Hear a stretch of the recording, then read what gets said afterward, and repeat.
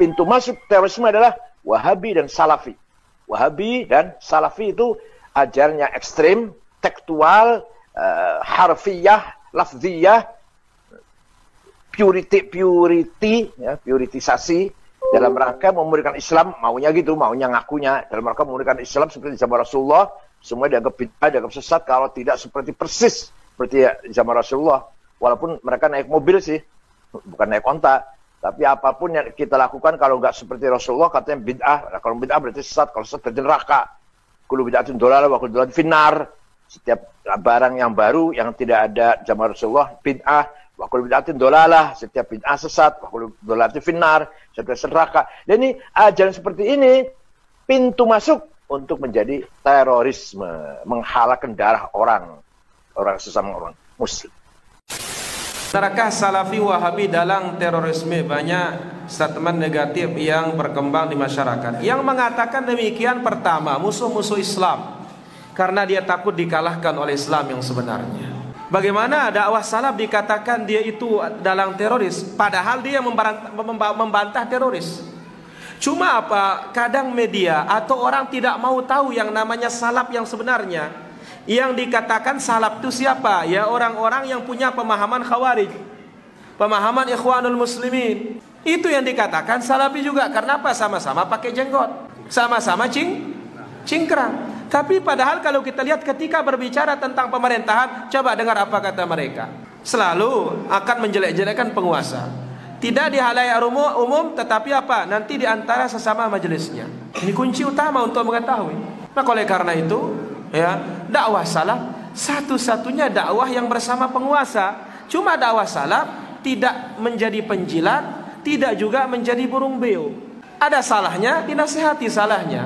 Kalau dia benar, didukung kebenarannya. Nah, ini dia para jamaah. Dan yang banyak menyoroti dakwah salaf ini terutama orang-orang liberal. Dan ini terjadi karena dia tahu ketika kita pegang Islam kita, mereka luntur dan runtuh. Kenapa? Kita bersama Allah Azza wa Jalla.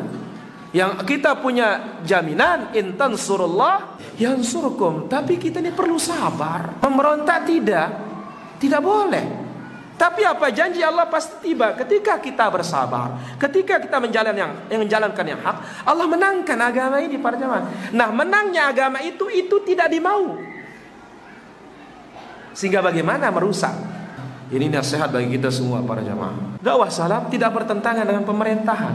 Dia meluruskan yang salah, kemudian mengokohkan yang benar, bersandar kepada kitab Allah dan sunnah Nabi sallallahu alaihi wasallam. Maka dakwah ini tidak ada yang perlu kita khawatirkan, kecuali memang orang memusuhi apa? Islam itu sendiri. Kalau memusuhi Islam, ya sehebat apapun tetap akan dimusuhi. Yang Allah katakan walan tarda ankal yahud walan nasara hatta tattabi'a millatahum. Hadza huwa Allah taala ala wa ala. Terorisme, radikalisme tidak hanya ada pada agama Islam saja, pada pemeluk agama Islam, bukan pada ajaran agama, pada pemeluk agama Islam. Tetapi di agama-agama lain juga ada, di negara-negara lain juga ada. Ada stigma-stigma negatif yang ada di dalam masyarakat kita, seolah-olah yang mempunyai paham itu adalah orang yang berjenggotan, pakai celananya cingkrang. Itu tidak betul. Saya katakan itu tidak betul. Nah, ini tidak betul sama sekali. Oleh karena itu yang seperti ini kenapa harus saya sampaikan, supaya masyarakat tidak punya stigma yang negatif terhadap yang berjenggotan. Tidak bisa kita identifikasi secara fisik. Orang pelaku teroris pakai jin, pakai kaos, sebagaimana layaknya yang lain. Yang bisa diidentifikasi itu kalau kita berdialog, karena itu pemahaman. Karena itu pemahaman sehingga kita bisa mengidentifikasi seorang ini pahamnya radikal atau tidak, itu kalau kita berdialog. Jadi jangan dikait-kaitkan masalah fenomena ini dengan agama apapun. Ya. Ini tidak ada kaitan dengan agama. Islam tidak pernah mengajar itu. Islam bukan teroris, teroris bukan Islam. Islam bukan teroris, teroris bukan Islam. Saya ingin menggarisbawahi radikalisme itu tidak bisa diidentikan dengan Islam. Radikalisme itu oknum atau mungkin kelompok.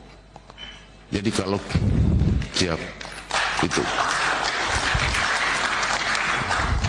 Tidak bisa bilang bahwa dengan radikalisme itu lalu kita membawa atribut atau simbol agama. Itu saya pikir tidak tepat. Dan ini harus kita kampanyekan kepada seluruh anggota, seluruh masyarakat bahwa itu adalah oknum. Nah, kalaupun kita penegakan hukum juga terhadap oknum, bukan terhadap simbol agama. Seperti itu, Bib. Mungkin siap.